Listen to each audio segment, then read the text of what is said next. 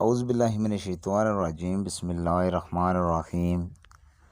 حضرت سیدنا جابر فرماتے ہیں کہ مجھے حضرت بلال رضی اللہ تعالیٰ عنہ نے بتایا کہ میں نے ایک سخت سرد رات میں فجر کی اذان کہی، لیکن مسجد میں کوئی نہ آیا۔ کچھ دیر بعد میں نے پھر اذان دی، مگر اب کی بار بھی کوئی نہ آیا۔ جب رسول اللہ صلی اللہ علیہ وآلہ وسلم نے یہ ملاحظہ فرمایا تو پوچھا، لوگوں کو کیا ہوا؟ میں نے عرض کی، سخت سردی نے لوگوں کو مسجد میں آنے سے روک رکھا۔ یہ سن کر آپ صلی اللہ علیہ وآلہ وسلم نے دعا فرمائی، اے اللہ لوگوں سے سردی کو دور فرما۔ حضرت بلال کہتے ہیں، میں گواہی دیتا ہوں کہ سردی ایسی دور ہوئی کہ میں نے دیکھا کہ لوگ صبح کے وقت گرمی کی وجہ سے پنکھا جول رہے تھے۔ حضرت سیدنا ابراہیم اپنے والد سے روایت کرتے ہیں کہ ایک بار ہم حضرت سیدنا حذیفہ کی خدمت میں حاضر تھے کہ آپ نے فرمایا، ہم غزوہ احزاب کی ایک سخت آندھی اور سردی والی رات رسول اللہ صلی اللہ علیہ وآلہ وسلم کے ساتھ تھے۔ آپ صلی اللہ علیہ وآلہ وسلم نے ارشاد فرمایا، میرے پاس قوم کفار کی خبر کون لے کر آئے گا اور اسے قیامت میں میری رفاقت حاصل ہوگی۔ لوگ خاموش رہے۔ آپ صلی اللہ علیہ وآلہ وسلم نے دوسری بار پھر تیسری بار فرمایا، لیکن سب خاموش رہے۔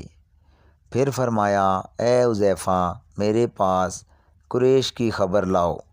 جب آپ صلی اللہ علیہ وآلہ وسلم نے میرا نام لے کر فرمایا تو اب جانا ہی تھا۔ آپ صلی اللہ علیہ وآلہ وسلم نے فرمایا، میرے پاس قوم کفار کی خبر لاؤ اور انہیں میرے خلاف غصہ نہ دلانا۔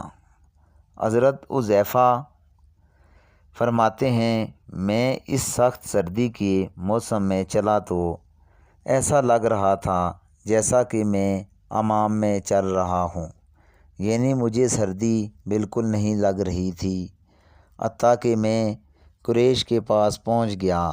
پھر جب وہاں سے واپس پلٹا تو مجھے یوں محسوس ہو رہا تھا جیسے میں کسی حمام میں چل رہا ہوں۔ رسول اللہ صلی اللہ علیہ وآلہ وسلم کی بارگاہ میں حاضر ہوا اور ان کے حالات کی خبر دی۔ جب میں فارغ ہوا تو مجھے سردی لگنے لگی۔ پس حضور صلی اللہ علیہ وآلہ وسلم نے اپنا زائد کمبل مجھے اڑا کر آپ صلی اللہ علیہ وآلہ وسلم نماز ادا کرتے مجھے اڑا دیا تو میں صبح تک سویا رہا۔ صبح رسول اللہ صلی اللہ علیہ وآلہ وسلم نے مجھے فرمایا، اے بہت سونے والے، اب اٹھ جاؤ۔ عبد الرحمن بن عبد اللیلہ فرماتے ہیں، حضرت ابو لیلہ کو حضرت علی کی ساتھ بیٹھ کر باتیں کیا کرتے تھے۔ حضرت علی گرمی میں سردی کا اور سردی میں گرمی کا لباس پہنا کرتے تھے۔ انہوں نے اس بارے میں حضرت علی رضی اللہ تعالیٰ عنہ سے سوال کیا تو آپ نے فرمایا، جنگ خیبر کے دن حضور صلی اللہ علیہ وآلہ وسلم میرے پاس پیغام بھجوایا۔ مجھے آشوب چشم تھا۔ میں نے بارگاہ رسالت میں حاضر ہو کر عرض کیا، یا رسول اللہ صلی اللہ علیہ وآلہ وسلم، مجھے آشوب چشم ہے۔ حضور صلی اللہ علیہ وآلہ وسلم نے میری آنکھوں میں اپنا لعاب ڈالا، پھر دعا کی، اے اللہ علی سے سردی اور گرمی دور کر دے۔ حضرت علی نے فرمایا، اس دن کے بعد سے مجھے نہ سردی لگتی ہے اور نہ ہی گرمی۔ اللہ پاک ہمیں اپنے پیارے رسول اللہ صلی اللہ علیہ وآلہ وسلم کی سچی محبت نصیب فرمائے۔ یقین مانیے رسول اللہ صلی اللہ علیہ وآلہ وسلم نے اللہ پاک کی اطاعت سے جس طرح بطور معجزہ لوگوں سے سردی کی شدت کو دور کر دی، اگر ہم رسول اللہ صلی اللہ علیہ وآلہ وسلم سے اطاعت فرمائیں، فرما برداری کا تعلق مضبوط کر لیں گے تو اللہ پاک کی رحمت سے حضور صلی اللہ علیہ وآلہ وسلم کی ایسی نظر کرم ہوگی کہ ہم سے ہمارے گناہوں کی عادت کو بھی دور ہو جائے گی، جیسا کہ امام احمد کی اس روایت میں ہے۔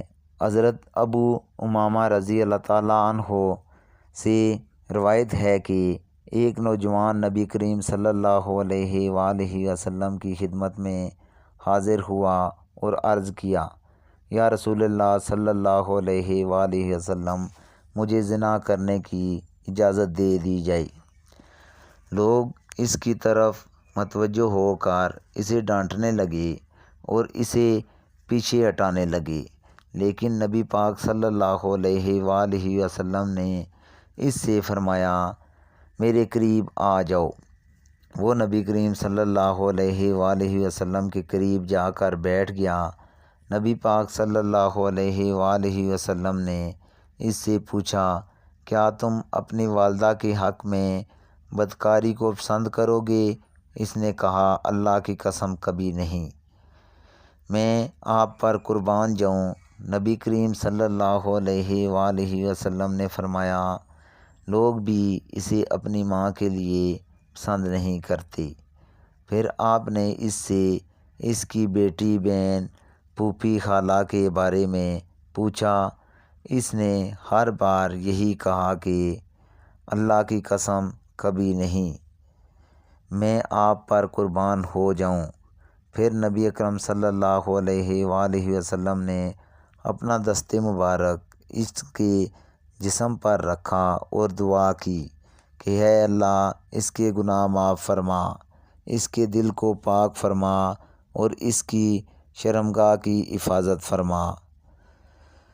وہ راوی کہتے ہیں کہ اس کے بعد اس نوجوان نے کبھی کسی گناہ کی طرف توجہ بھی نہیں کی۔ سبحان اللہ۔